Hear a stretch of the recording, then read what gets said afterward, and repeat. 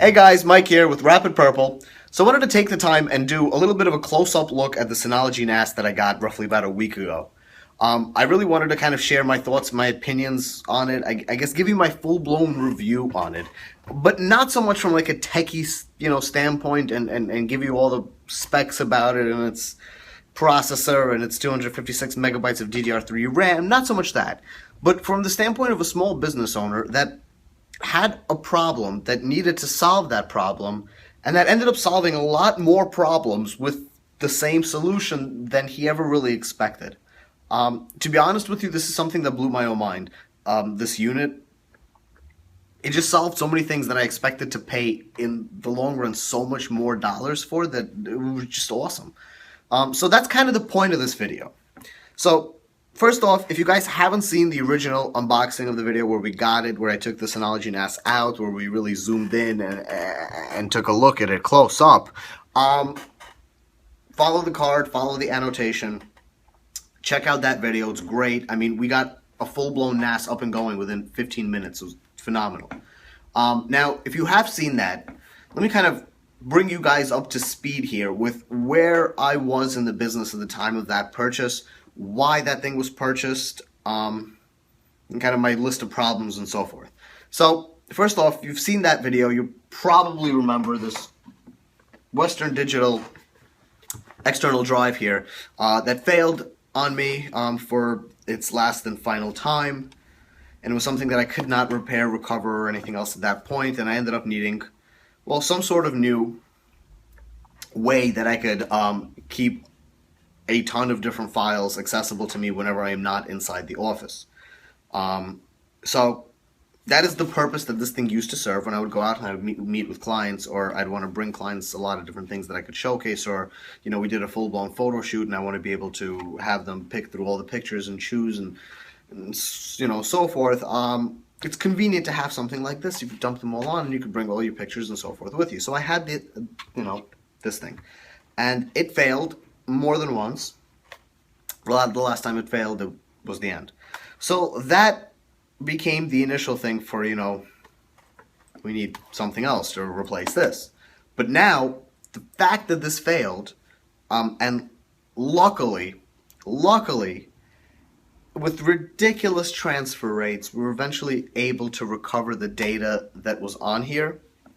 But we ran a very, oh shit moment where data could have been, well, in very hard to reach places. Not to say that it was lost, but it would have been very difficult to reobtain it and put it all back together again. It would be very annoying and it would be very time intensive, and it just wouldn't be fun. So, that being said, that also made me think that, we really need to have a centralized backup solution where all the different files are that I need, that my partner needs, that our designers need, our developer, and so forth. Everything that can possibly be needed by my company, by me, by us, can be in one centralized place as a backup. So now I have my two initial problems. I had the fact that I needed some sort of mobile storage solution, and I had the fact that I needed a centralized backup solution. Now, apart from those two direct needs, I had things that I just wanted to have for the office in general. I wanted to have a dedicated media server. So we have the, let me turn the camera a little bit, you guys can see. I have the TV up. Hey, hand-eye coordination, hand-eye camera coordination sucks. I have the TV up there. I have another little smaller TV over there that I kind of use as a little display monitor. You guys might have seen it on the other videos. But I wanted to have a centralized media server that I can essentially utilize and have all my things and so forth there. And have it stream from there and have it play from there and be very nice and very convenient. It is a smart TV, so we could do these things. Apart from all of that, I also wanted to have a different security setup than we had in the past. I would have loved to have a dedicated DVR, or some sort of dedicated DVR solution. Well, I'd love to have a DVR solution, something that didn't just go work off of either being watched live or motion detection, turning specific things on, and so forth and so on. So I wanted to have essentially something a little bit more concrete and a little bit more secure, I guess, so to speak, than that. So that was my essential wants and my needs at the time of that purchase. So the time came, that drive failed, right? I needed to go ahead and I needed to go and purchase something. And everybody and their mother, or maybe not so much their mother, but everybody that I had asked told me, you know what, you should go out and you should pick up a Synology unit. It's great. It's simple to use. It is the easiest NAS you will ever set up, which, as the first video that we did proved, 15 minutes to get everything up and running. I mean, probably less than that. I'm over-exaggerating, but was phenomenal. So they were definitely right on that. Easiest NAS I've ever set up. But that being said, everybody told me, you know what, you should go out and you should get one. And to be honest, I made the purchase on Amazon for it, really just expecting to have a NAS that also has its own cloud. So I really only expected it to solve my solution of needing a centralized backup. And I honestly didn't expect it at the same exact time to also fully solve my solution of needing a mobile, I guess, file storage thing of sorts. So if you guys remember, I ended up picking up a couple of 16 gig memory card sticks at the same exact time that I picked up that ReadyNAS, just so I can have something to keep files with me on a mobile way. Now, little did I know when I actually got this whole NAS in and I set it up, and after I finished the video with you guys, which was truly my first impressions, my first time playing with it, but after that was all done and finished, and I proceeded to play with it myself for the next week, some amazing things happened. So first things first, the Synology unit that I ended up picking up, right? Because there's several of them. It's called the Synology Beyond Cloud Mirror. It's a 2-bay unit, which means that it can store 2 drives. It came with 2 3-gigabyte drives, so 2 3-terabyte drives, Seagate drives, specific for NAS use. So that's 6 terabytes in total, but it runs it in RAID 1, which means that one drive mirrors the other, which is great because if one of the hard drives fails, you throw it away and put a new one in and it fixes itself and you move on, you have all your data. Phenomenal! So I picked that up. It was $349.99 on Amazon, plus shipping, taxes, and so forth. If you have Prime, it's free shipping, you know, whatever it is. So that's what I picked up. You guys saw the video, we unboxed it, we plugged it in, we got it up and going, we set it up, it took no time at all, we were playing with it. Put all my things, put all my files, put everything onto there, set it up. I was like, okay. So the first problem we had of needing a centralized backup has been solved. Check. Done. Then I took my iPhone and I was like, you know what, there's definitely something for this as an app. And I typed in Synology on the iPhone, and it gave me a list of all the different apps that essentially corresponded with kind of the packages that existed in the Synology NAS. So I downloaded the DS File app, and I'm going through it, and I set it all up, and I'm looking through it, and I'm like, this is everything that's on my NAS right now, and I can upload right to it.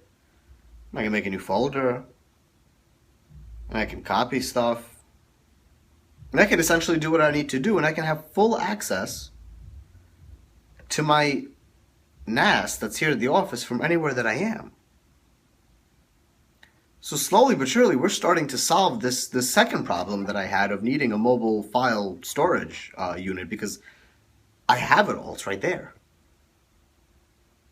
Can I access the NAS from just a regular computer and log in and play with it and see it and so forth? Yes. Does it have a clean, great graphical user interface that it's right there behind me? Yes. It's simple. It's great. Do I have to go out of my way to do port forwarding and so forth on my router to do it? No. Comes with quick connect, sets all of that thing up on its own. True, it might take a little bit longer to connect than if you set up port forwarding, but works. So this is all pretty cool things. There's a dedicated photo app. So I said that we do a lot of different things for photo shoots and so forth. There's a dedicated photo app on it that will work essentially much like your carousel would for Dropbox, or like OneDrive photo backups or anything else like that. That's awesome. Does it have a dedicated music app? Yeah, I actually stored a ton of music that I've accumulated over the years and ages. Because I've converted my whole CD library over to MP3s. and stored all of that on there, and now I can play that whenever I want. And I have the app on my iPhone, and I mean, it's just like you would open up like Ardeo, for example, and you have all your songs. You have it in Ardeo right on there, which, by the way, non-sponsored plug to Ardeo. I love you guys. I have several accounts with you guys. Me and my girl both listen to you, well, use you all the time. So, thumbs up. Anyway, has an app very similar to it, and I can make my playlist. I can put all my songs and everything else on there, and I can play it from my iPhone, plug it into my car, anywhere else. Put all my different movies, my videos, my so forth on there. I can now stream those across all my devices, play them anywhere, play them on the TV, play them on my phone, play them on the computer at home. We definitely solved mobile file storage. We definitely did. I mean, even if we get to a place where we need to get tons of different photos off of somebody's computer, and we'll just upload them while we have our chat and our meeting and our so forth. Simple. It's really great. I can transfer them to my phone. That way I can leave and have my phone uploading them. I could transfer them to my tablet to go upload them.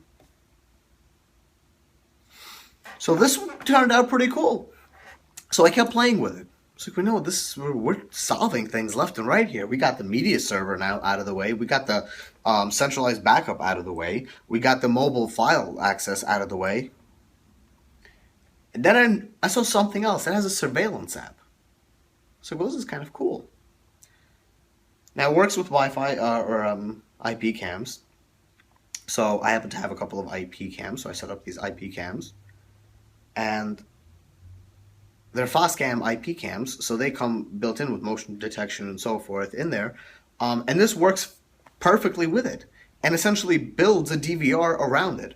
So now, whenever that detects motion, it kicks in and starts recording. It's pretty awesome. Can you set it to start recording from times to other times? Yeah. Can you set it to record all the time? Yeah. Do you have some sort of graphical user interface that you can log into that's separate of this interface? Yeah. Can you browse all of your different surveillance videos and I mean go through them, fast forward them and so forth, download them and whatever you want? Yeah. Wow, so we just solved that problem that we had too. So, I mean, I was pretty mind blown at this point. Because, I mean, just truth be told, I didn't expect any of this from this NAS when I bought it. I mean, for $350, 6 terabytes of RAID 1 storage, I honestly expected just that. I expected to have a centralized backup unit that maybe to some extent I could, in a halfway convenient way, access my files on when I'm outside of this actual network. And this unit just proved to be so much more than that. I don't even know if there's anything else I could say about it, guys. I mean, it's honestly, if anybody's out there and you're looking for something that fits the slew of problems that I just gave you, and I mean, potentially even more, this is probably the unit for you. Yeah. So, I'll put a link to the Synology NAS unit that I bought over on Amazon.com down into the description below. Hopefully it's still $349.99. Honestly, if the price went up a little bit, guys, this is still well worth it. If it went up to $400, this is still worth it. I'd probably, run it past that, but I don't want people to say that I made the prices go up and start to hate me when we're just starting to grow channels and stuffs. Anyway, if you guys like the video, well, like it. If you don't like it, press don't like and then just don't come back. Anyway, if you're subscribed, thank you so much. If not, please subscribe to the channel. We'll put more videos out there shortly, and we'll see you soon.